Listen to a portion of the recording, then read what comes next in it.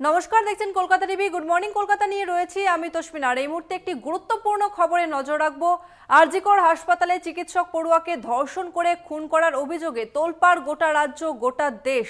আর এরই মধ্যে বিরোধী দলনেতা শুভেন্দু অধিকারী তিনি চাঞ্চল্যকর দাবি করলেন। শুভেন্দু অধিকারী তিনি বললেন যে সৎকারের খরচ বাড়ি থেকে করা হয়নি, সৎকারের সময়ে রেজিস্টারে সই করেনি পরিবারের লোকজন, এমনটাই কিন্তু দাবি করেছেন বিরোধী দলনেতা। আরজিকর হাসপাতালের কাণ্ড নিয়ে ইতিমধ্যেই তোলপাড় পড়ে গিয়েছে গোটা রাজ্যে, এবং যে অভিযোগ উঠেছে যে তড়িঘড়ি বডি দাহ করে দেয়া হয়, এবং এরই মধ্যে শুভেন্দু অধিকারী তিনি চাঞ্চল্যকর অভিযোগ তুললেন যে সৎকারের খরচ বাড়ি থেকে করা হয়নি, সৎকারের সময়ে রেজিস্টারে সই করেনি পরিবার, এমনটাই কিন্তু দাবি বিরোধী দলনেতার। ঠিক কি বলেছেন শুভেন্দু অধিকারী শোনাবো আপনাদের। আজকে দুটো তথ্য আপনাদের দিচ্ছি, প্রমাণ হয়ে যাবে, দেখে নেবেন। আমি opposition leader, responsible public functionaries. এক, ক্রিমেশনের খরচ বাড়ি থেকে পে করেনি, কে করেছে? দুই, ক্রিমেশনের সময় যে সই করতে হয় ওর বাড়ির লোক সই করেন। রেজিস্টারটা খুলে দেখে নেন।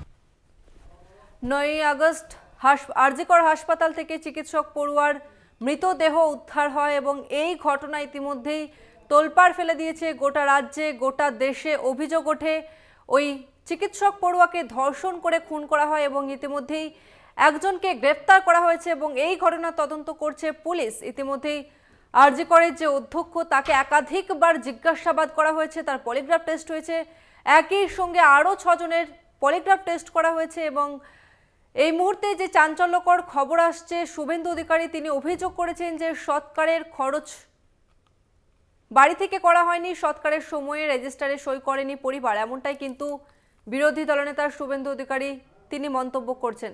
আরও একবার শুনুন বিরোধী দলনেতা ঠিক কি বলেছেন। আজকে দুটো তথ্য আপনাদের দিচ্ছি, প্রমাণ হয়ে যাবে, দেখে নেবেন। আমি opposition leader, responsible public functionaries. এক, ক্রিমেশনের খরচ বাড়ি থেকে পে করেনি, কে করেছে? দুই,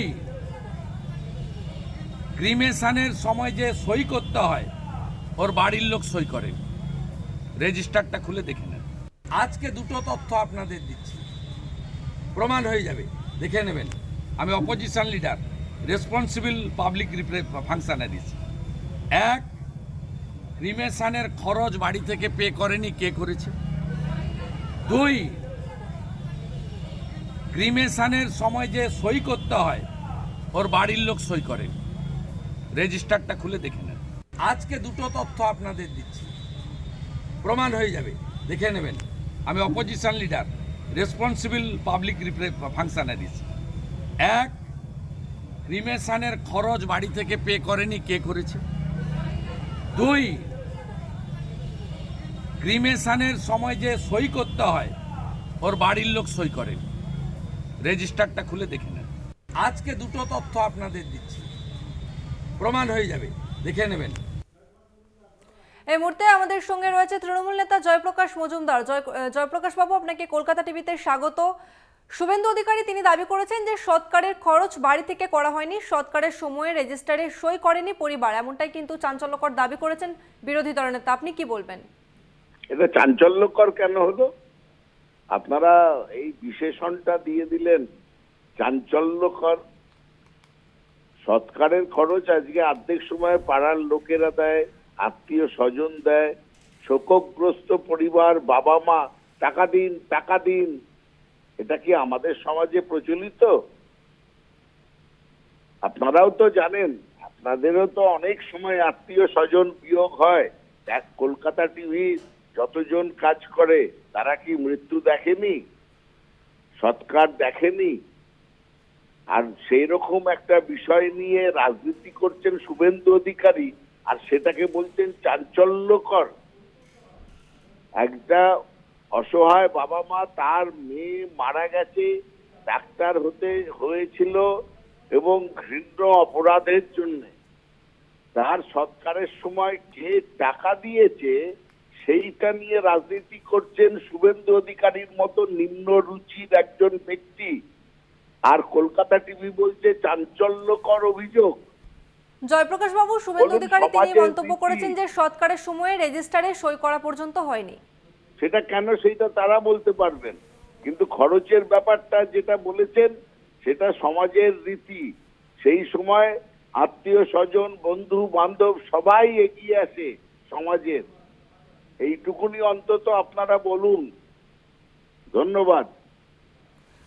ধন্যবাদ আপনাকে জয়প্রকাশ বাবু। আমরা কথা বললাম তৃণমূল নেতা জয়প্রকাশ মজুমদারের সঙ্গে। আপনাদের আরো একবার বলবো যে শুভেন্দু অধিকারী তিনি বলেছেন যে সৎকারের খরচ বাড়ি থেকে করা হয়নি, সৎকারের সময়ে রেজিস্টারে সই করেনি পরিবার, এমনটাই কিন্তু দাবি বিরোধী দলনেতা শুভেন্দু অধিকারীর।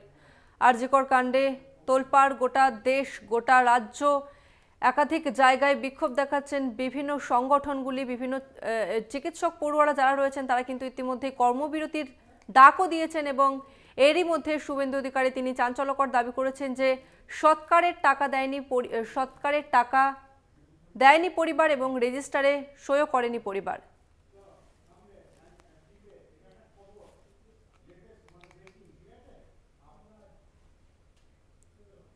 আর এই মুহূর্তে আরো একটি গুরুত্বপূর্ণ খবরে নজর রাখবো। সিবিআই এর স্ক্যানারে মা তারা ট্রেডার্স, বেআইনিভাবে টেন্ডার পায় মা তারা ট্রেডার্স। 2022 থেকে আরজিকরের ভিতরে ব্যবসা এই কোম্পানির।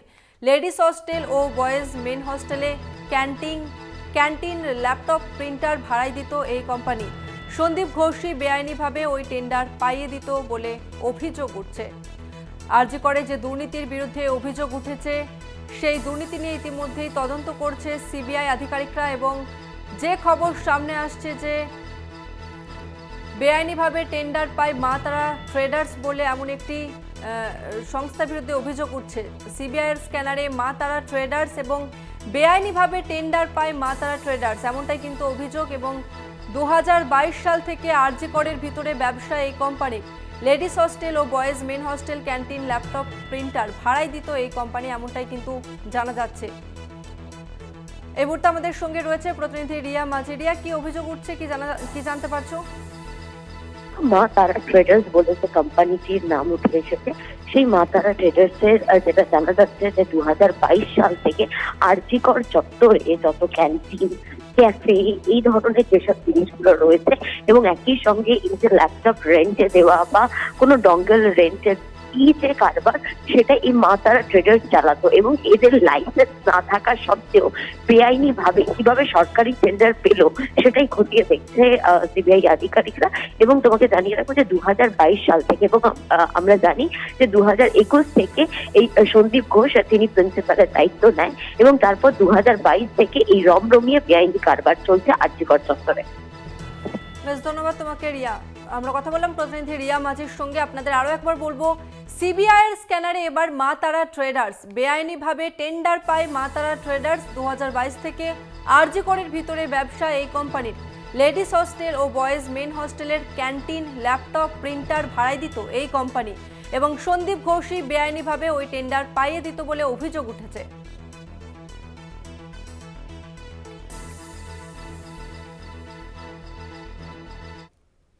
এখন সময় একটা বিরতি, ফিরছে আরো অন্যান্য খবর নিয়ে, সঙ্গে থাকুন। চিকিৎসক ধর্ষণ খুনের পাশাপাশি আরজিকরের দুর্নীতির তদন্তে সিবিআই। সন্দীপ ঘোষের বেলেঘাটার বাড়িতে তল্লাশি, আলাদা করে ঘরে বসে জিজ্ঞাসাবাদ আরজিকরের প্রাক্তন অধ্যক্ষকে। সন্দীপ ঘোষের বিরুদ্ধে পাহাড় প্রমাণ দুর্নীতির অভিযোগ। আরজিকরে আর্থিক দুর্নীতির নেপথ্যে শুধুই সন্দীপ নাকি আরও কারোর মদত, উত্তর খুঁজছে সিবিআই। আর রাজ্য পুলিশের সিট নয়, চিকিৎসক ধর্ষণ খুনের পাশাপাশি আরজিকরের আর্থিক দুর্নীতির তদন্ত করবে সিবিআই। শুক্রবার কলকাতা হাইকোর্টের এই নির্দেশ পেতেই কোমর বেঁধে নেমেছে কেন্দ্রীয় তদন্তকারী সংস্থা। শনিবার নথি হাতে পাওয়ার পর বেড়েছে তদন্তের গতিও। শনিবার প্রথমে সিজিও কমপ্লেক্সে সন্দীপ ঘোষের পলিগ্রাফ টেস্ট, পরে রবিবার সন্দীপ ঘোষের বেলেঘাটার বাড়িতে সিবিআই এর তল্লাশি। সব মিলিয়ে চাপ বাড়ছে আরজিকরের প্রাক্তন অধ্যক্ষের।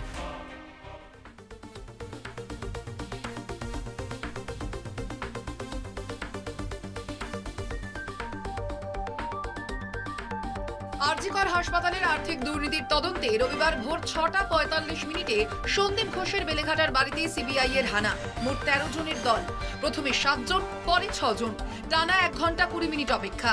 এরপর সন্দীপ ঘোষের বাড়িতে ঢুকতে পারেন সিবিআই এর আধিকারিকরা, সঙ্গে পাঞ্চিং মেশিন, প্রিন্টার। কিন্তু ঠিক কি খুঁজতে চাইছে সিবিআই, ঠিক কি অভিযোগ রয়েছে আরজি করের প্রাক্তন অধ্যক্ষ সন্দীপ ঘোষের বিরুদ্ধে? জানা গিয়েছে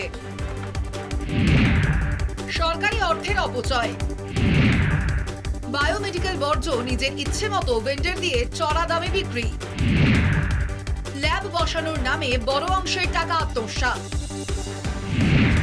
চড়া দামে আরজিকর হাসপাতালে একাধিক মেডিকেল সামগ্রী কিনে অর্থ আত্মসাৎ, অর্থের বিনিময়ে স্বজন পোষণের অভিযোগ। সন্দীপ ঘোষের বিরুদ্ধে প্রথম দুর্নীতির অভিযোগ আনেন চিকিৎসক আক্তার আলী। সন্দীপের বিরুদ্ধে ইডি তদন্তের আবেদনে মামলাও করেন। আর্থিক দুর্নীতি সহ একাধিক মামলায় ইডি তদন্তের আবেদন ছিল হুইসেল ব্লোয়ার আক্তার আলীর। 2023 সালে ভিজিলেন্স কমিশন অ্যান্টি কারাপশনে রিটেন কমপ্লেন জমা করেছিলাম, কিন্তু সেটার বিরুদ্ধে কোনো অ্যাকশন হয়নি। তারপরে কালকে আমি একটা ক্রিমিনাল কেস করার জন্যে এফআইআর মা তারা ট্রেডার ডক্টর সন্দীপ ঘোষ আরও যারা আছেন ওনার যে এলিগেশন, শুধু ফাইন্যান্সিয়াল না, অনেকগুলো ওনার স্ক্যাম আছে, বায়োমেডিক্যাল স্ক্যাম থেকে নিয়ে ডেড বডি স্ক্যাম থেকে নিয়ে ওনার যা আছে সব জিনিসকে আমি এবার নজরে আনতে চাইছি। এটার জন্য আজকে আমাকে হাইকোর্টে আসতে হলো এবং হাইকোর্টে আমি কেসটাকে ফাইল করলাম এবং আমি এক্সপেক্ট করছি কি জাস্টিস হবে, রায় হবে এবং আমি কেন্দ্রীয় কমিটি, আমি ইডি সিবিআই তাদের ইন্টারভেনশন চাইছি। এরপরই শুক্রবার আরজি করের যাবতীয় মামলার দায়িত্ব সিবিআই এর হাতে তুলে দেয় হাইকোর্ট। আর তারপরই রবিবার সন্দীপ ঘোষের বাড়িতে সিবিআই এর ম্যারাথন তল্লাশি। তাকে আলাদা ঘরে বসেও জিজ্ঞাসাবাদ সিবিআই আধিকারিকদের। শনিবার পর্যন্ত টানা 9 দিন সিজিওতে সিবিআই এর জেরার মুখে পড়েছিলেন চিকিৎসক সন্দীপ ঘোষ। তিনি অধ্যক্ষ থাকাকালীনই আরজি করের মতো প্রথম সারির হাসপাতালে পাহাড় প্রমাণ দুর্নীতি। নেপথ্যে শুধুই কি সন্দীপ ঘোষের হাত, নাকি আরো কেউ জড়িত? মাথায় বাঁকে উত্তর খুঁজছে সিবিআই। কলকাতা টিভি।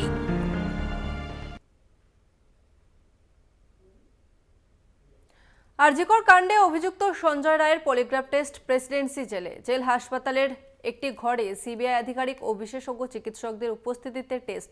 সঞ্জয়কে বেশ কিছু প্রশ্ন সিবিআইয়ের। টেস্টে মিলতে পারে সূত্র, আশাবাদী সিবিআই আধিকারিকরা। আরজিকর রহস্যের কিনারায় পলিগ্রাফ টেস্ট, অভিযুক্ত সঞ্জয়ের পলিগ্রাফ টেস্ট, প্রেসিডেন্সি জেলে চিকিৎসক ও সিবিআই দল। আরজিকরের চিকিৎসক পড়ুয়ার ধর্ষণ ও খুনের অভিযোগের কিনারায় এবার অভিযুক্তের পলিগ্রাফ টেস্ট। আদালতের অনুমতি সাপেক্ষে আরজিকর কাণ্ডে অভিযুক্ত সিভিক ভলেন্টিয়ার সঞ্জয় রায়ের পলিগ্রাফ টেস্ট হয় রবিবার। টেস্টের আগে শুক্রবার আদালতেই টেস্টের জন্য সঞ্জয়ের অনুমতিও নেওয়া হয়। প্রেসিডেন্সি জেলেই সঞ্জয়ের পলিগ্রাফ টেস্ট হয়। টেস্টের জন্য প্রেসিডেন্সি জেলে উপস্থিত হয় 5 থেকে 6 জনের একটি দল। দলে ছিলেন 2 মহিলা সহ সিবিআই আধিকারিকের সঙ্গে ছিলেন নিউরোলজিস্ট, সাইকোলজিস্ট, অ্যানাস্থেসিওলজিস্ট এবং সিবিআই এর তদন্তকারী অফিসার। পলিগ্রাফ মানে হচ্ছে আমরা যেমন গ্রাফ পেপারেতে, যেমন স্কুলেতে পড়ার সময় গ্রাফের মধ্যে ওই ভূগোলের বা বিজ্ঞানের কোনো অংশ আমরা গ্রাফেতে পয়েন্ট করে করে একটা গ্রাফের তৈরি করতাম, এখানেও সেই রকম যে ট্রেসিংটা হচ্ছে একটা যন্ত্রের মাধ্যমে, সেইটা তাকে বিভিন্ন রকমের প্রশ্ন করা হয়। প্রশ্ন করার মাধ্যমে সে বুঝতে পারে না যে কোন দিক দিয়ে প্রশ্নটা হচ্ছে। সে হয়তো একটা উত্তর দেওয়ার চেষ্টা করছে, কোনো সময় চেপে যাওয়ার চেষ্টা করছে, হয়তো বলছে আমি জানি না, কিন্তু আসলে সে জানে উত্তরটা। কিন্তু তার সেই হার্টের এই সময় যে ট্রেসিংটা হচ্ছে সেইটা দেখে বুঝতে পারা যায় যে সে একটা কিন্তু গোলমাল করছে, অর্থাৎ হয় সত্যিটাকে চেপে যাওয়ার চেষ্টা করছে, নয়তো বা মিথ্যা বলে সেটাকে ঢাকবার চেষ্টা করছে। এর আগে শনিবার সিবিআই এর একটি দল প্রেসিডেন্সি জেলে যায়। জেল সুপারকে সঞ্জয়ের পলিগ্রাফ টেস্ট সম্পর্কে জানানো হয়। জেল হাসপাতালে একটি ঘর বরাদ্দ হয় টেস্টের জন্য। শনিবারে টেস্টের যাবতীয় যন্ত্র জেল হাসপাতালের ওই ঘরে বসানো হয়। 11:35 নাগাদ টেস্টের জন্য নির্ধারিত দলটি জেলে ঢোকে। বেলা 12:40 নাগাদ শুরু হয় টেস্ট। পলিগ্রাফ টেস্টে মূলত সঞ্জয়কে বেশ কিছু প্রশ্ন করেন আধিকারিকরা। সঞ্জয়কে প্রশ্ন: সঞ্জয় একাই ঘটনা ঘটায় নাকি সঙ্গে অন্য কেউ ছিল? তরুণীর উপরে সঞ্জয়ের আগে কোনো রাগ ছিল? আগে থেকে তরুণীকে চিনতো সঞ্জয়? ঘটনার দিন কি তরুণীই টার্গেট ছিল? কেউ কি সঞ্জয়কে সুপারি দেয়? কারোর সঙ্গে কি সঞ্জয় ষড়যন্ত্র করেছে? পলিগ্রাফ টেস্টের পর সঞ্জয়ের বিরুদ্ধে ওঠা যাবতীয় অভিযোগ সম্পর্কে সূত্র মিলতে পারে বলে মনে করছেন তদন্তকারী সিবিআই আধিকারিকরা। যদিও এই পরীক্ষায় কার্যকারিতা নিয়ে প্রশ্ন থাকে, তবে কিছু সূত্র মিললে তদন্তের পথ সহজ হওয়ার আশা করছে সিবিআই। কলকাতা টিভি।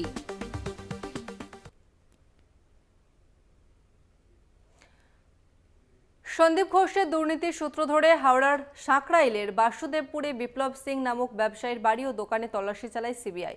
জানা গিয়েছে, ব্যবসায়ী বিপ্লব সিং সন্দীপ ঘোষের অত্যন্ত ঘনিষ্ঠ।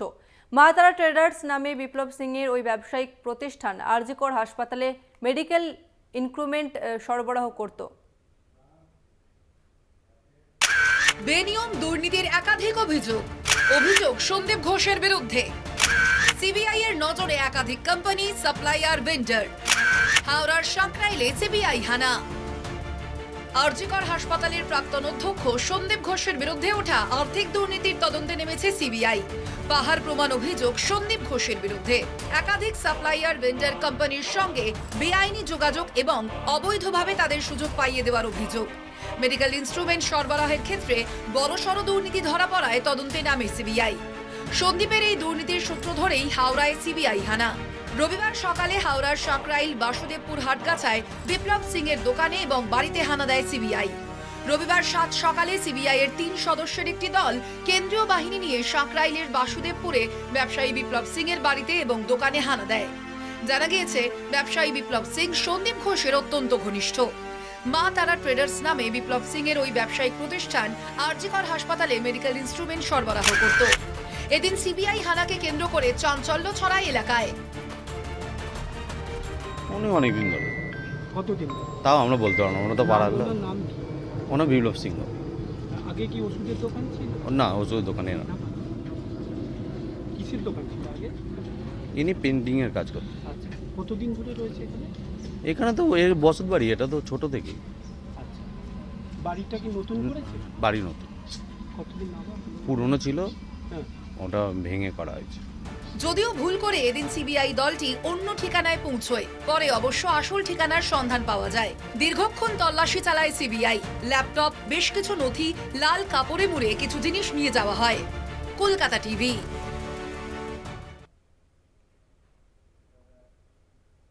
এখন সময় আরও একটি বিরতির। ফিরছি বিরতির পর, সঙ্গে থাকুন।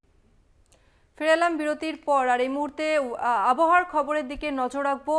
এই মুহূর্তে যে খবর সামনে আসছে, যে ভারী বৃষ্টি হচ্ছে এবং উপকূলবর্তী এলাকা দক্ষিণ 24 পরগনার, সেখানে কিন্তু ইতিমধ্যেই ভারী বৃষ্টি, ঘূর্ণাবর্ত ও নিম্নচাপের জেরে ভারী বৃষ্টি দক্ষিণ 24 পরগনায়। ভারী বৃষ্টিতে উত্তাল সমুদ্র, মৎস্যজীবীদের সমুদ্রে যেতে নিষেধাজ্ঞা জারি এবং উপকূলীয় এলাকায় চলছে মাইকিং প্রচার। ইতিমধ্যেই দুই বঙ্গে হালকা থেকে মাঝারি বৃষ্টি হচ্ছে এবং কোথাও কোথাও ভারী বৃষ্টিপাত হচ্ছে এবং উপকূলবর্তী এলাকায় চলছে মাইকিং, সতর্ক করা হচ্ছে পর্যটকদের। আমাদের সঙ্গে রয়েছে প্রতিনিধি কোয়েল মণ্ডল। কোয়েল, এই মুহূর্তে আবহাওয়ার কি আপডেট পাচ্ছ? যেহেতু উপকূলবর্তী এলাকার, সেক্ষেত্রে কি কি সতর্কবার্তা করা হচ্ছে? একদমই, দেখো তসমিনা, তোমাকে প্রথমত জানিয়ে রাখবো, একদিকে ঘূর্ণাবর্ত, অন্যদিকে নিম্নচাপ। এই নিম্নচাপ এবং ঘূর্ণাবর্তের জোড়া ফলাই কিন্তু আজ সকাল থেকেই দুর্যোগপূর্ণ আবহাওয়া দক্ষিণ 24 পরগনা জেলার উপকূলীয় এলাকায়। পাশাপাশি এই নিম্নচাপ এবং ঘূর্ণাবর্তের জোড়া ফলাই কিন্তু আজ সারাদিনই দক্ষিণবঙ্গের কলকাতা সহ প্রায় প্রত্যেকটি জেলায় ভারী বৃষ্টির পূর্বাভাস রয়েছে এবং বজ্রবিদ্যুৎ সহ বৃষ্টির পূর্বাভাস রয়েছে। সেক্ষেত্রে উপকূলীয় এলাকায় কিন্তু বৃষ্টির পরিমাণ যথেষ্ট বেশি এবং এই মুহূর্তে সকাল থেকেই কালো মেঘের ঘনঘটা আকাশ জুড়ে এবং উপকূলীয় এলাকা যেমন নামখানা, সাগর, পাথর প্রতিমা, কাকদ্বীপ, রায়দিঘি, ডায়মন্ড হারবার একাধিক জায়গায় কিন্তু দফায় দফায় ভারী বৃষ্টিপাত চলছে। সকাল থেকেই কিন্তু উপকূলীয় এলাকায় প্রায় 40 থেকে 50 কিলোমিটার গতিবেগে ঝড়ো হাওয়া বইছে। সেক্ষেত্রে কিন্তু দুর্যোগ এড়াতে প্রশাসনের তরফে নামখানা, গঙ্গাসাগর, ট্রেজারগঞ্জ একাধিক উপকূলীয় এলাকায় বারে বারে কিন্তু সতর্কতামূলক মাইকিং প্রচার করা হচ্ছে এবং এই মাইকিং প্রচারের মাধ্যমে মৎস্যজীবীদের গভীর সমুদ্রে যেতে নিষেধ করা হচ্ছে। অন্যদিকে গঙ্গাসাগর এবং বকখালি পর্যটন কেন্দ্রে সমুদ্র স্নানে আসা পর্যটকদের নিরাপদ স্থানে চলে যাওয়ার কথা যেমন বলা হচ্ছে, পাশাপাশি সুন্দরবনে যেহেতু একাধিক জায়গায় নদী এবং সমুদ্র বাঁধের বেহাল অবস্থা, সেক্ষেত্রে যেহেতু সমুদ্র উত্তাল রয়েছে, নদী এবং সমুদ্রে টানা বৃষ্টিপাতের জেরে জলস্তর যথেষ্ট বৃদ্ধি পেয়েছে, সেক্ষেত্রে কিন্তু সুন্দরবনের যে সমস্ত নামখানা, পাথর প্রতিমা, সাগর, গঙ্গাসাগর একাধিক জায়গায় নদী বাঁধ সংলগ্ন যে সমস্ত বসতি রয়েছে তাদেরকে প্রয়োজনে নিরাপদ স্থানে আশ্রয় নেওয়ার কথা বলা হচ্ছে। সর্বোপরি আগামী মঙ্গলবার পর্যন্ত কিন্তু এই দুর্যোগপূর্ণ আবহাওয়া দক্ষিণ 24 পরগনা তথা দক্ষিণবঙ্গের একাধিক জেলাতেই চলতে থাকবে। বেশ, ধন্যবাদ তোমাকে কোয়েল। আমরা কথা বললাম প্রতিনিধি কোয়েল মণ্ডলের সঙ্গে।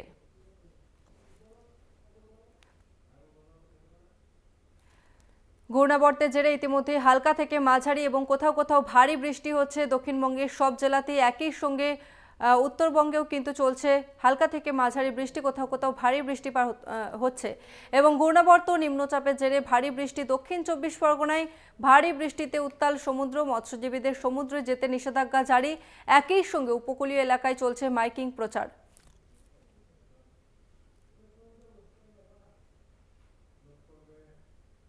গুড মর্নিং কলকাতা আজকের মতো এই পর্যন্তই। দেখতে থাকুন কলকাতা টিভি, রাত দিন 7 দিন।